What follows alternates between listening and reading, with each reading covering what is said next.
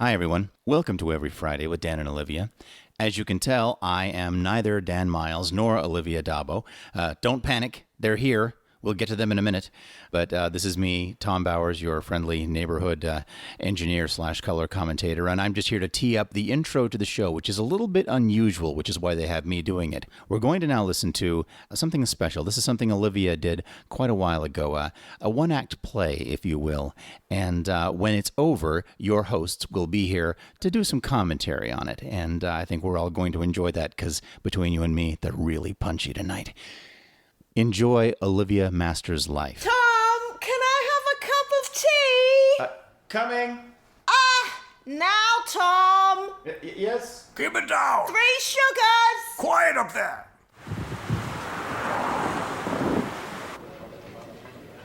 You know what I really hate?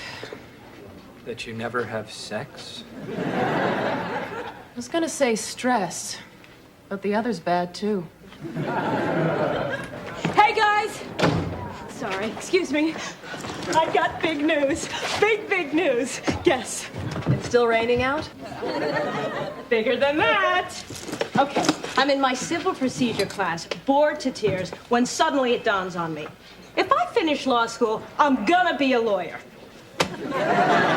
That's quite a revelation. Okay, stick with me. So I'm thinking, I don't want to be a lawyer. I mean, I thought I did. A, it sounded fun. B, it seemed like the most responsible thing to do. And C, I knew that I would make my parents proud. But what nobody told me is, D, it bites. God, I mean, all you do is argue and you proofread, and I'm just so not a lawyer. And so? Well, then it hits me. Hey, I'm not chained to this desk. They can't make me stay here. This isn't Singapore.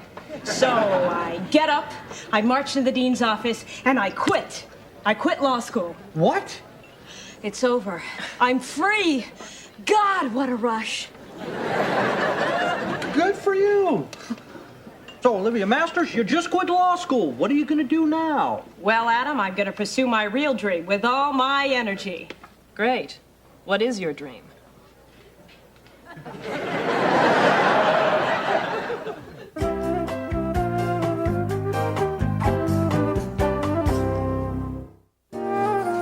Okay, I don't feel so good right now. Do they have a drink that has tequila and Pepto-Bismol in it? Yeah, it's called a diarrhea.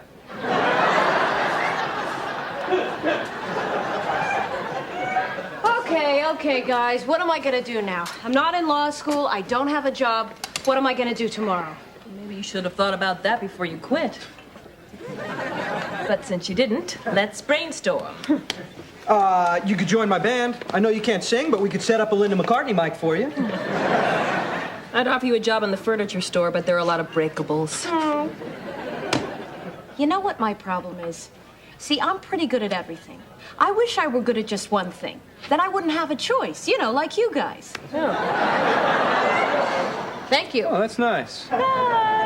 You know what I'm saying? I mean, you guys have a calling. That's what I need. A moment of clarity, a lightning bolt of inspiration. I hate to tell you, but that's not how life works. Hey, there's Preston Filburn. God, this is so weird because just this morning I was reading his review on the new Brad Pitt movie, and I was thinking to myself, now that is a cool job. Oh, no. No, this is perfect for me. I love movies. I love to write. I would really love getting paid to write about movies. Oh, he's leaving. Preston! Hang a minute! Excuse me. Sorry. Oh, I'm sorry. I just need to get to this man. Hi. Do I know you? Not yet. My name is Olivia Masters. I am a huge fan of yours. I never see a movie till you give it the Filbert A-OK. Can I buy you a drink? I don't drink. I needed change. I have a cab waiting. Oh, well, you know what? Then I'll make this quick. I hate to seem too forward, Oh, but... you want my autograph? Oh, God, that would be great. But could you put it at the bottom of a paycheck, maybe? Pardon me? I want to work for you. As your assistant, you know, kind of like your second right hand, because Well, your right hand is busy doing this all day. Yes, well, that's not as time-consuming as it appears. Oh, look, you gotta hire me, okay? Because I'm smart, and I'm enthusiastic, and movies, well, I know everything there is to know about movies. What movie received the most Oscar nominations in 1 year? In 1 year? Escape from Witch Mountain? This is exactly how she ended up in law school. She got stuck in that elevator with Alan Dershowitz. She's following her heart. I wish I had her passion. I bet you do. Oh, please. I don't want Olivia. She's like my little sister. If this were Appalachia, maybe. I'll tell you what, send me your resume, and if anything becomes available, I'll be in touch. Oh, I got a better idea. Why don't I just start Monday? Less paperwork. Save a tree, I always say. Okay, I'll make you a deal. I will work for you all next week for free, and if you're not completely satisfied, I'll give you $9. And this pen? And these breath mints. But hey, look, that's my final offer, because all I got left is a hair twisty and a tampon, neither of which you need. I'm guessing. Fine, 1 week starting Monday, no salary, no benefits, no promises. Oh, thank you. You will not be sorry. That was a cheesecake. I'm sorry. Okay, Chaney, Lon Chaney. Lon Chaney, silent film star, born 1883. Real name Alonzo Chaney, starred in such films as The Phantom of the Opera, Hunchback of Notre Dame, known as the Man of 1,000 Faces. Good, yeah. Doing great. Okay, Who's this? I have no idea. Lon Chaney. Guys, this is hopeless. I mean, there's just too much to learn here. Is that a car? Oh, my God. It's my parents. They're supposed to be in San Francisco. Quick, hide all the books. This must be what it's like to be an Amish teenager. Wait a minute, guys. What are we doing here? I got nothing to hide. You're gonna tell them. They're gonna go postal. Well, look, I believe in what I've done, and they're just gonna have to accept it. Right? Just say right. Uh-huh. Mom, Dad, hi. Back already, huh? Everything go okay? Well, the weather was iffy, and your sister had things to do, so... She threw us out. We had another one of our little skirmishes. I can only I imagine. don't want to discuss it. Okay, fine. She quit her job. Just up and quit. Can you believe it? Really? Is that so? She and her lady friend both quit to move to some lesbian commune in Oregon. Apparently there weren't enough lesbians for them in San Francisco. We never should have named her Amanda. Amanda. Amen, amen. It was a subliminal message. Hey, well, if she's happy, isn't that what's important? Oh, yes. It's all about being happy nowadays, isn't it? Well, at least we got one member of this family who has her head right smack in the middle of our neck. Right, Angel? Honey, we are so proud of you. Yeah. Before you know it, you're going to be the first woman on the Supreme Court. I wouldn't bet on that. Oh, why not? Well, first of all, there are already 2 women on the Supreme Court. So big deal. Second of all, I quit law school. Uh-huh. That's a good one, Counselor. You got us. No, hey! I'm serious. I quit. Huh? I left my iron home, plugged in the bathtub. Yeah, I want to leave too. That's okay, you guys. I can handle this. You quit law school? Uh-huh. What do you want to bet this house has radon? Let's unpack. Yes, I wouldn't want that sausage to go bad. Is that it? Is that all you guys have to say? Well, the cheese should go in the refrigerator, too. It's not your fault. You got a lot of very good qualities from us. My looks, my charm, my brains. But you also got your father's lack of stick-to-itiveness. She got my sense of humor. Yes. Excuse me, but I am plenty stick-to-itiveness. Honey. How many times did you change your major in college? Just twice. Mm-hmm. At each school. Uh-huh. See? Oh, come on, guys. I was a kid then. I mean, give me some credit. Do you honestly think that I would quit law school and not have a plan? Well, I would not be shocked. Ah, thanks a lot. All All right, I'm saying that's is enough. If you two don't stop, I shall go right out that front door. I shall get into the Buick, and I shall go for a drive. And don't think I won't do it. Darling, you are what you are, delightfully irresponsible. Mwah. Hey! It just so happens that I do have a job, okay? With Preston Filburn, the film critic. Starting Monday. Really? Mm-hmm. Oh, yeah. And this is my calling. And in a few years, when I have a byline in the Chicago Tribune, you'll be bragging about me. Oh. Very good, dear. Very proud of you. Thank you. Now, if you'll excuse me, I've got a few reviews to review. Okay. Dandy doodle. Done. Didn't want to ask you while your mother was still in the room. Yeah, Dad. How much you making? Oh, you wouldn't believe how much he's paying me. That's my angel. Can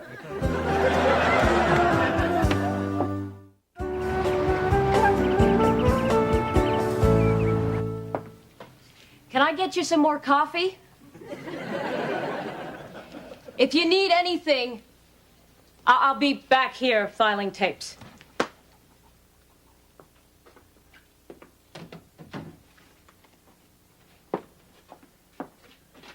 Taxi Driver. 1976, starring Robert De Niro, directed by Martin Scorsese. Yes! Hey, you talking to me? I'm the only one here. I'm the only one here. I'm the only one here. Oh, I love that movie. Hey, move on out of there, you big buttheads! Ooh. White Men Can't Jump, starring Woody Harrelson and Rosie Perez. Hey, you know, why you so stupid? You know, I don't understand why you talking to me like that, you know? No, you always talking to me like that, you know, and I told you not to do that. Do you do any silent film stars? I'm sorry. I thought you were watching the movie. Just go back to work. Pretend I'm not even here. Shh, shh, shh.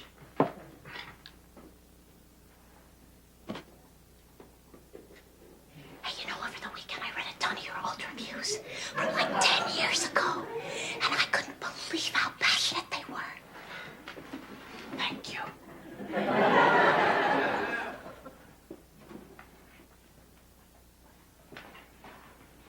Are you saying the new ones are dispassionate? No. They're also passionate. That's my whole point. You're lying. I want the truth. You can't handle the truth. A Few Good Men, 1992. I put it in the military section next to Major Payne. Tell me or you're fired. They're not so great. You're right. I'm a hack, but who cares? You know, I'm sorry, I don't understand. What happened? Crappy little thing called life. You'll see. Hey, look, it's probably none of my business, okay? But if you've lost your passion, you should just quit your job and find something you love or find your passion again. You're right. Maybe I will quit. No! It never solves anything, okay? And if you quit your job, then I'd be out of a job, and that would just be death. That would be very, very bad. You're a very odd young woman.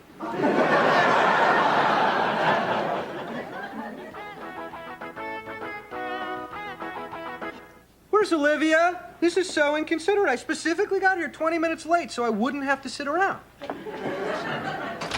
Hey, guys, sorry I'm late. Oh, that's okay. Vanessa was whining, but you know her. So, did Preston hire you yet? No, What? I don't think it's gonna happen, guys. I thought it was going so well. Oh, well, so did I. I mean, yesterday he bought me lunch and he asked me to call him Press. Well, that sounds positive. Yeah, I know. And then last night, we were talking and talking, and the next thing I knew, well, it was 1 a.m. Well, that sounds way positive. Hey, he even bought me a present. What kind of present? Well, you guys know how I can never find my keys, right? Well, he got me this keychain, and when you clap, it goes, yoo-hoo, I'm over here. That's weird. I know. I mean, why would he get me... Oh, my God. He's letting me down easy because he's not going to give it to me. Oh, he's gonna give it to you, all right. Huh? Ollie, I have a feeling that the position that Preston has in mind for you is missionary. You guys, why do you always assume the worst? I'm half black and half Jewish. I'm genetically programmed to expect disaster and oppression. Look, guys, this is so not about sex, okay? And you can't repeat this, but Preston's gay. He told you he was gay? Well, he didn't tell me he was gay, but I feel like he wants to, I guess he doesn't trust me enough. That's it. He doesn't totally trust me yet. So I've got to draw it out of him. Well, it's just so obvious now. And yet, I am still confused. Okay, tomorrow's my last day. If I can get him to confide in me, then that means he trusts me. And if he trusts me, he's got to hire me, right? It's a 3-step plan. Confide, trust, hire. You get it? Well, but back up. How do you know he's gay? He wears an ascot. No straight man has ever worn an ascot. So Preston wears an ascot. That just means he's incredibly pretentious. Okay, guys, there's more. He's never been married, and he's not dating anyone. By that standard, I'm gay. Face it, Olivia. You have no evidence. Okay. The man plays the harp. I love ya, Olivia. Without you, my life is trivia. For you, I would walk to Bolivia. Sweet Olivia.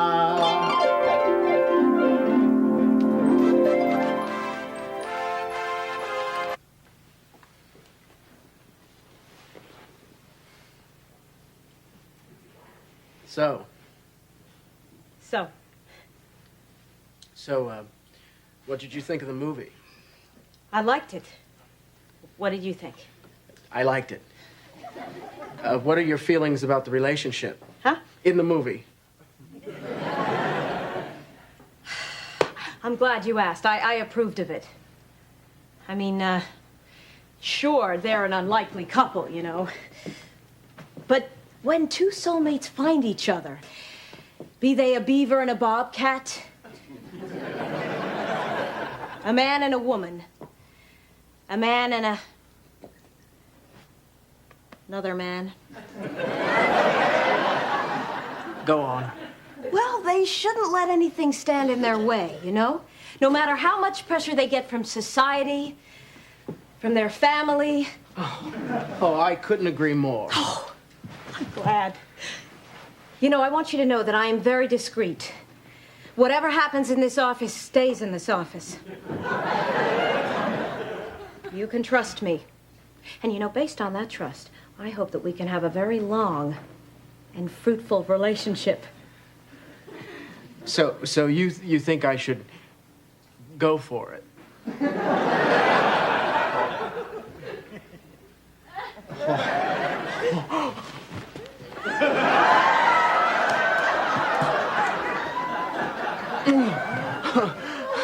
Are you all right? Yeah, just a little something caught in my throat. What? Your tongue, mostly. Yeah, that was it. Olivia, since I've met you, my life has meaning again. I'm in love with you. Hey, look, Preston, I think that there's a little misunderstanding here. You see, I'm very, very fond of you too, but just not in a beaver bobcat kind of way. I see us more like the farmer and the talking shoe, like friends. Now, hey, look, I really need this job. I really want this job. But if you can't control your bobcat, then I can't work here. Do you understand? Yes, of course. I completely misread the situation. I'm terribly sorry. Please stay. Good. Good. Okay? Okay. Well, alrighty then. I'm just gonna rewind this tape here.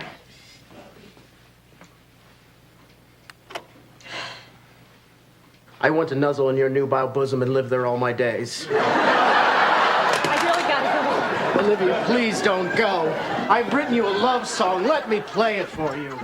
Please. Olivia. Olivia. It's not quite finished yet. Wow, so he just jumped on you? It was more like a lunge. You'd think a guy who'd seen that many movies would at least try the old... Ollie, forget about it. So he was a jerk. We'll get a job with another film critic. Nah, I don't want to be a film critic. I don't know what I want. Hey, maybe my parents were right. I should just stick to something, even if I hate it. You'll find your dream. Just be patient. Vanessa, I'm 25 years old. I live over my parents' garage. I don't have time to be patient. Hey, maybe I should just go back to law school. Then at least I'd be unhappy and rich. Hey, that guy's choking on his nachos.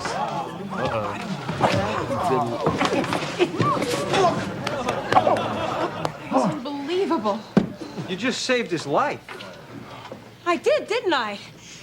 I saved a man's life. God, what a rush. Wait, this is a sign. This is my lightning bolt. I'm gonna be a para. My God! You're the announcer from the Stallions. That's right. I want to thank you for... Hey, I love baseball. I love talking. I would really love getting paid to talk about baseball. Now stepping up to the plate, first baseman Maxwell Woodard. Woodard this season has 18 homers and 74 runs batted in, and he's also got, ladies and gentlemen, and let me just repeat this, an incredibly large butt. Oh, and now the crowd is going wild. Can you hear him, ladies and gentlemen? What are you doing? Don't worry, we're between innings. The mic's not even on. Relax. I was just having a little fun.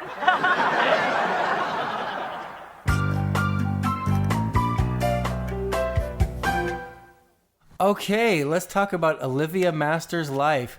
First thing I want to know, is this sitcom pilot written specifically for you? Not only because the character's name is Olivia, but there's a scene where you're doing impersonations that are like tailored to you or customized to you. Yes. It came about from the pilot of The Single Guy, where they had very kindly offered me one of the series' regular roles.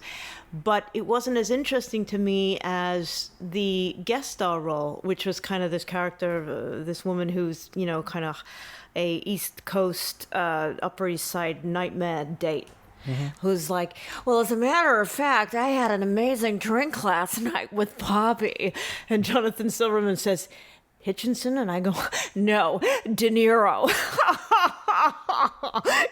Right. She's like this, just woman that you run into, and there's a lot of them out there. Mm-hmm. I just hammed up and loved that character. I thought she would be a great she was like a Seinfeld kind of character that I thought I could actually really see as a regular on a show. But so I did this guest star, and it went really, really well. And then, they were like, hey, do you want your own show? And it was, around the time that I was actually pregnant with my son Oliver at the time when I did the Single Guy. And then when I got the show, that was during the whole duration of my pregnancy. I was out there meeting showrunners, and by month 8, I looked like Free Willy. I mean, I was so pregnant. I would walk into these rooms, and I ended up, going with ABC as a network because they did the Wonder Years, and I thought I would, stay with the family, so to speak. And And I also had this animation show that I wrote called Pure Stink, which was about this little girl who lives in who's born in this monochromatic world that's this kind of Ingmar Bergman black and white world, real life film. And then she gets catapulted into an animated, very colorful animated world. So she starts off as a real life character and then turns into an animation character. So both things were on the table, and I ended up going with Brillstein Gray, who, were just the production company that I thought was really apropos for what I wanted to do, which was obviously specifically comedic. And Stephen Engel wrote the pilot. Yeah. But yeah, I mean, it was supposed to be kind of tailor-made for me, and I think in certain respects it was. In one particular scene, when I do the Robert De Niro impersonation and Rosie Perez and Babe, and it was great because I played this this woman who was basically looking for a job, and she'd keep getting these ideas of things that she could be good at because she trained to be a lawyer, and but she's has these big ideas and lives very much in her mid-heaven, and she keeps having these light bulbs of, oh, I could do that, and oh, I'm going to work for this film critic, and I'm going to, I'll file movies, and it'll be so great. She's very enthusiastic. But that particular scene was my most, is the scene that I had the most fun in because, I got to do impersonations. I didn't really get to in any of the other scenes. I could imagine if another actress in whatever impersonations she could do would be written in. So it didn't necessarily, wasn't foolproof that the show was written for you, but I mean, the character's name was Olivia, Olivia Masters' life. So the double meaning, exactly. Olivia Masters is her name, Olivia Masters her life. The other thing is, can she master life and everything? Kind of clever title. Yeah, clever. Well, I think it's cool that Kenneth Mars played your dad. Yeah, he's amazing. Yeah. And he loved big band music. He'd be like, Hey, Olivia, come in my car. Hey, I'm going to play you some big band music. And here we go. You ready? To be like, da-da-da-da-da-da-da. He was just obsessed with it. Yeah, and people who don't know him by name, of course, he was in Young Frankenstein, and the producers, he's the guy who wrote the Hitler play and producers, and then he was That's right. the inspector, the wooden hand in Young Frankenstein. So was this done like in front of a studio audience and then maybe enhanced with a laugh track or something? Yeah, and I kind of wish it wasn't because there's one lady in particular that really annoys me. Oh, yeah? In the backtrack, just like... Oh, yes. But she's like the last one to laugh. Oh, gosh. She's the loudest one. I was trying to figure out where it was set. Was it set in Chicago? Yeah, and I don't... Because you mentioned someday I'll write for the Chicago Tribune, and so... Yeah, I mean, I actually felt like, it's always my... Because, they didn't want me to play her English, which I don't really know why, but I think they wanted to kind of set it up to be more mainstream America, so they thought, we'll just set it, boom, right in the middle of the country. But, so I guess because of that, I took on this... She almost reminded me of a Doris Day. It's a fun character.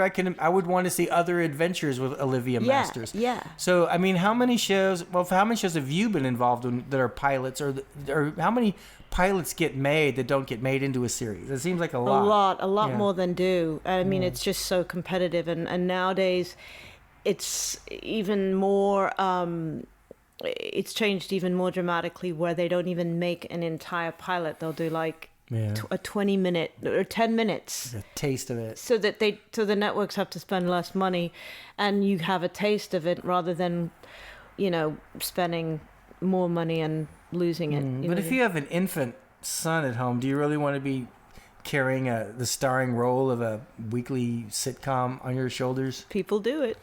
You would have if they would have let you. Well, I mean, I think, I just think that, things have changed in terms of, people, I think you can pull it off. I think it's more challenging, but I think actually it's funny you mentioned that, because I ended up when the pilot didn't go, I ended up getting offered the single guy again, but they wrote a part for me as a voiceover artist. So that was actually something that was more appropriate for me, and something I felt like, okay, yeah, I'd like to come to work every day and do this because it would be fun.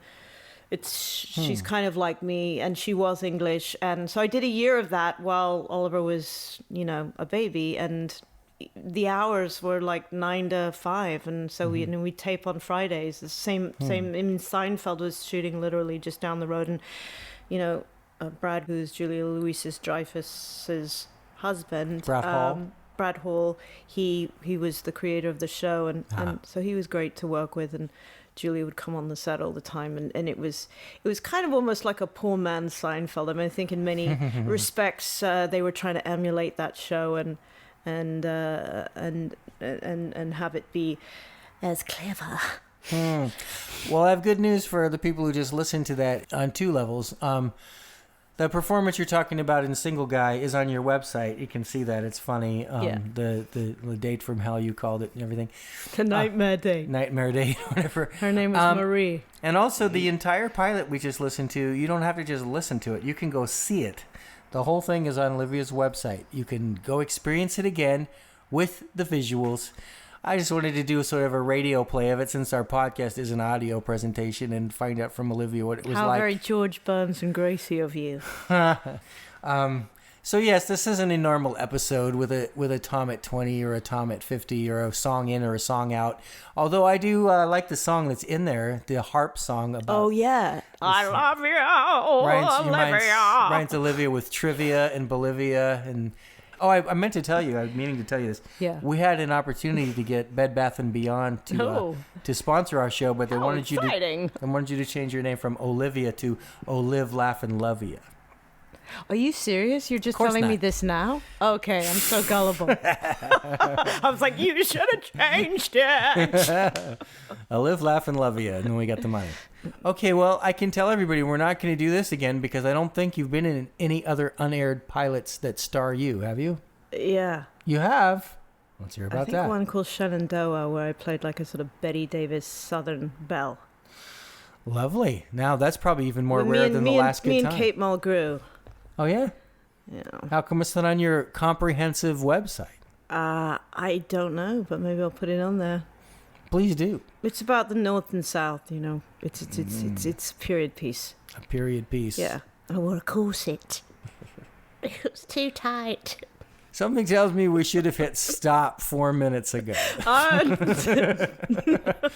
Okay, well, hey, I hope everybody enjoyed this kind of unusual episode. So go to oliviadabo.net, watch that, watch everything that's there. I haven't watched everything that's there. I've watched a lot of them. What I do is when I'm at work and I had 15 minutes for lunch or something, I'll pop something in. That's how I saw the Alias thing where Ethan Hawke blew you up, and shows like Psych that you've been on, and you've got anime, you've got drama, comedy, The Odd Couple, Little Broadway. So hey, this is a video games. That's right. That's what I meant by anime. I was wrong. Anime, video games. I guess they are 2 different things, aren't they? Mm-hmm. I guess I don't get my nerd badge today. Guess not.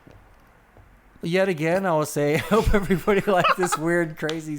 This is competing with the Ethel Merman episode for most strange, freewheeling one. But hey, the pilot thing was cool. Yeah, it was cool. Okay, goodbye. The end. I love ya, Olivia. Without you, my life is trivia. For you, I would walk to Bolivia.